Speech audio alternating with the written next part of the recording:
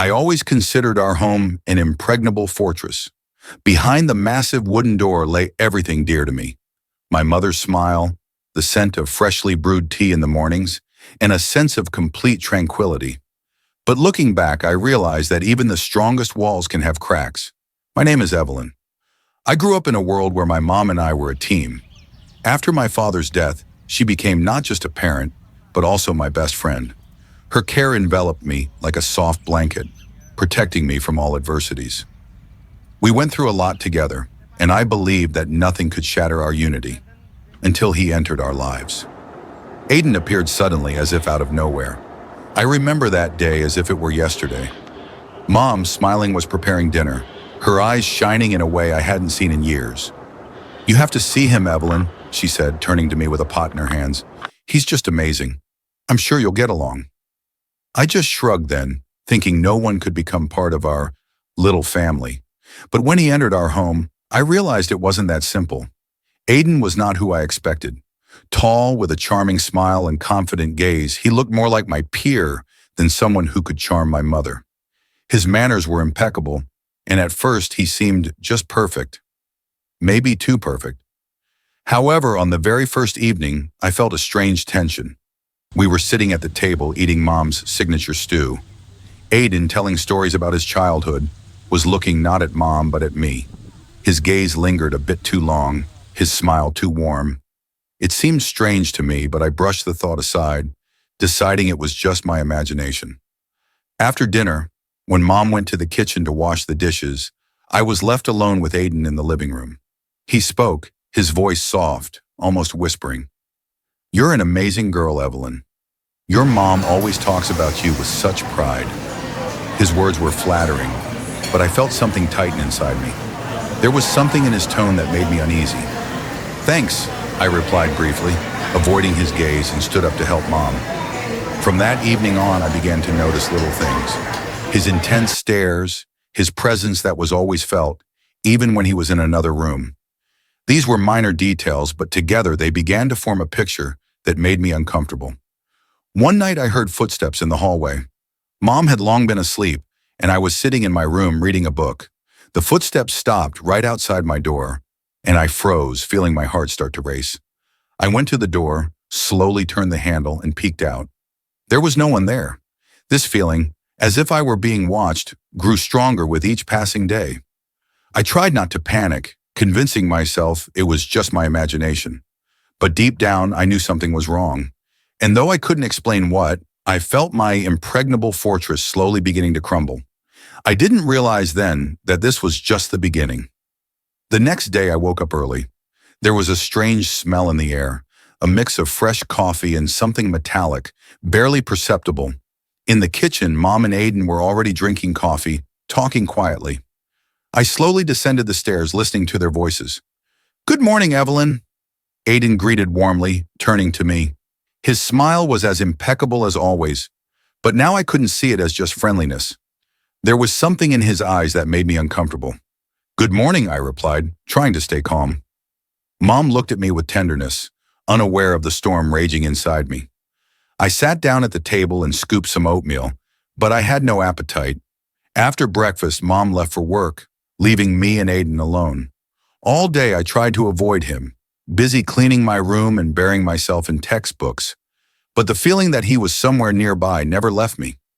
By evening, when the house was filled with the soft light of the setting sun, I went out to the living room. Aiden was sitting on the couch reading a newspaper.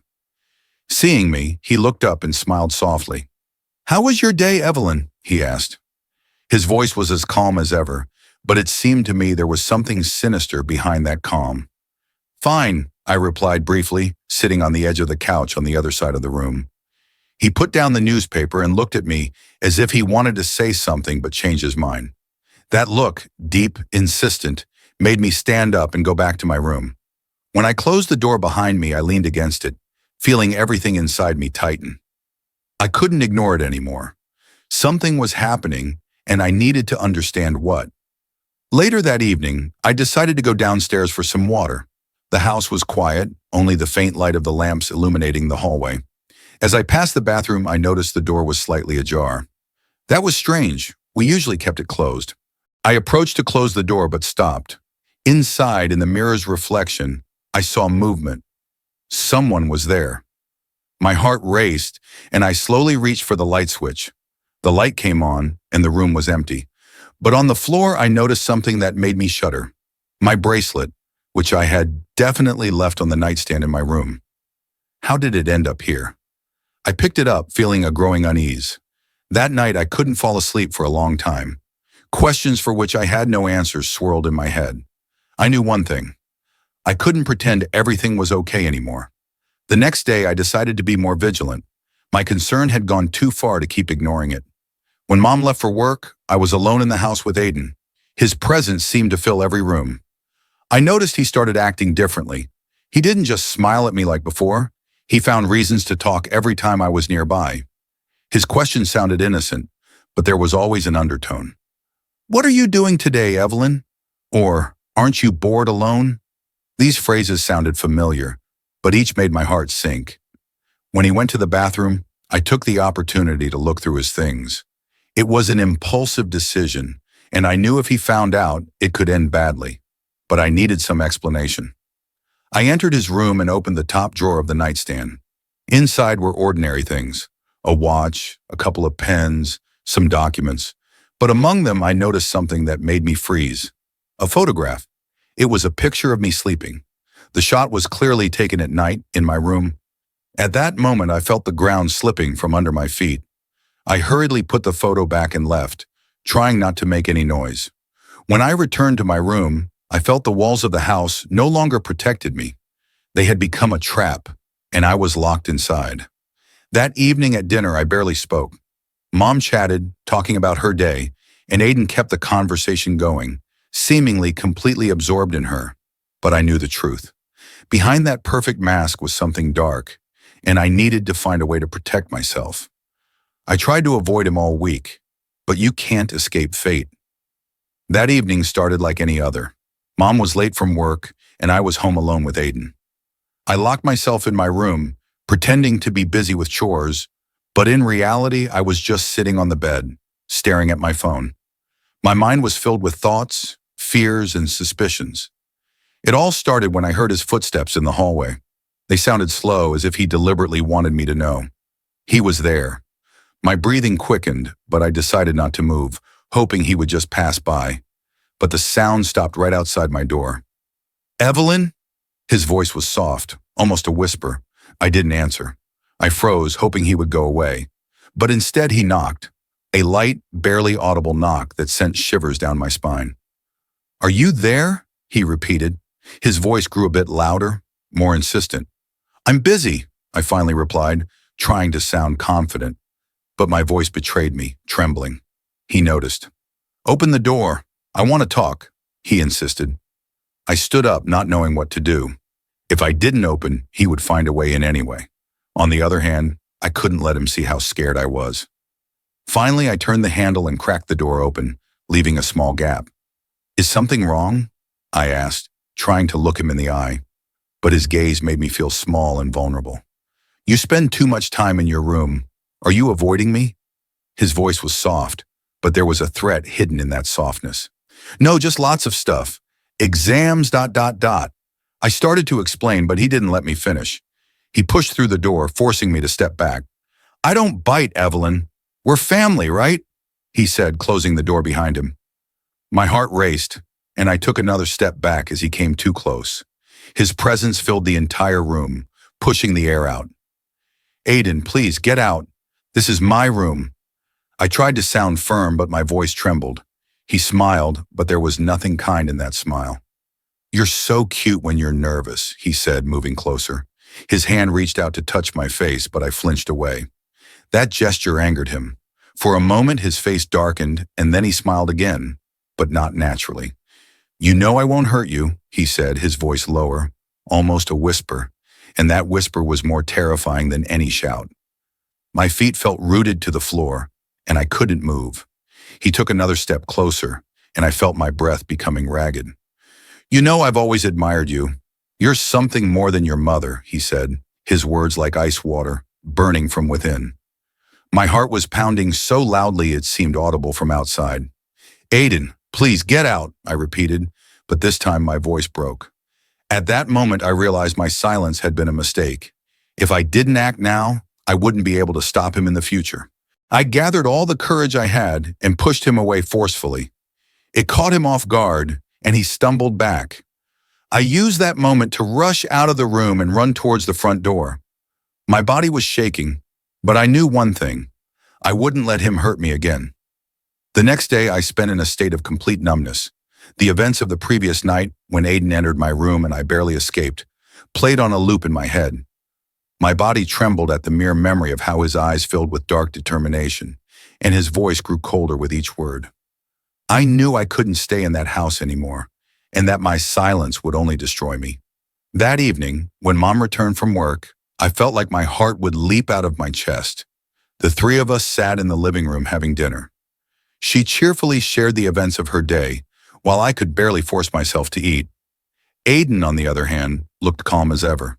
His smile was too wide, too fake.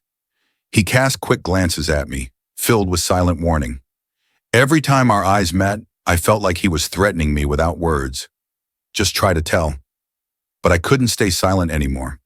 When Mom finished talking, I quietly said, "Mom, I need to talk to you. It's important." She immediately noticed my distress and put her fork down. "Is something wrong, Evelyn?" "You look worried." Aiden continued eating, but his movements slowed, his gaze fixed on me. He was listening intently, though outwardly trying to maintain an appearance of indifference. "It's about Aiden," I swallowed, trying to suppress the panic rising in my throat. "He's doing things that scare me." Mom frowned. She looked at Aiden questioningly, then back at me. "What do you mean?" He's been watching me, coming into my room. Mom, he's threatened me." The words tumbled out like an avalanche. At that moment, I realized I had taken the first step towards freedom, but that feeling was immediately replaced by panic. Aiden slowly put down his fork, his face unreadable. "Evelyn, that's a serious accusation." Mom paused, her voice trembling. "Are you sure? Maybe you misunderstood something." "I'm not mistaken," I cried out, feeling tears well up in my eyes. "Mom, he came into my room at night. He has photos taken without my knowledge. He looks at me like... Aiden finally spoke, his voice low and cold. "She's lying." Mom gasped, her face paling. She looked from me to him in despair. "Why would she say that, Aiden? Explain to me." He abruptly stood up from the table, his calm demeanor shattered. "I've always tried for this family. I've taken care of both of you. And now this? Evelyn, what are you trying to prove?" "Stop pretending," I screamed, standing up. My body was shaking, but I couldn't stop. You threatened me. You stalked me." His face contorted with rage. He stepped towards me, and I instinctively backed away. Mom tried to stand between us, but Aiden roughly pushed her aside. She cried out, and I felt the wall at my back. "You've ruined everything," he hissed, his voice filled with cold fury. "You don't know what you're doing, Evelyn." I instinctively looked around, and my gaze fell on a glass vase sitting on the coffee table. In panic, I grabbed it with both hands. "Don't come near me," I screamed, but he didn't stop. His face was filled with malice, his eyes with threatening gleam. In the moment he took another step, I swung the vase at his head without thinking. The room fell into deafening silence. Aiden staggered, his hands instinctively going to his head, and he fell to his knees. The next second, he collapsed to the floor, and blood began to spread from under his head. Mom screamed, rushing to him. "What have you done?" Her voice was piercing. I stood frozen, shards of the vase still in my hands. My breath was ragged, and tears streamed down my cheeks. He was going to hurt me." My voice trailed off. Mom looked at me, her eyes filled with a mix of horror and pain. We both froze, hearing a knock at the door. The neighbors, obviously having heard the commotion, were now demanding an explanation. Mom stood up, her face pale. "What do we do?" I took a deep breath, trying to calm myself. "Mom, it was me," I said firmly. "I hit him. Tell the police you had nothing to do with it." Mom wanted to object, but I took her hand and looked her straight in the eyes. "Please, Mom, just tell the truth." Within minutes, police officers entered the house. I sat on the couch, telling them everything that had happened. Mom remained silent, her face still pale. When they took us both away, I realized that night was the beginning of the end, or perhaps a new chapter in my life. Everything happened like in a nightmare. The room filled with the blue and red flashes of police lights, creating an atmosphere of unreality. I was led to the car, but I still couldn't believe what had happened. The silence in my ears drowned out the sounds of the police officers' voices and Mom's desperate attempts to explain. When I was seated in the car, I finally allowed myself to relax for a moment. My hands were shaking and my thoughts were racing chaotically. The only thing echoing in my head was, it was the right thing to do. I had no other choice. At the police station, everything seemed even more surreal. I was seated at a table where an investigator in uniform asked questions. I looked at his face but couldn't focus on his words. His voice sounded like an echo while I tried to gather my thoughts. "Tell me what happened," he finally said. His voice was stern but without a hint of judgment. I began to recount everything from the beginning. At first my voice trembled, but gradually I gained confidence. I explained how Aiden became part of our family, how his behavior grew more alarming, and finally how he tried to harm me. I told them about his stalking, the photos, the nightly visits.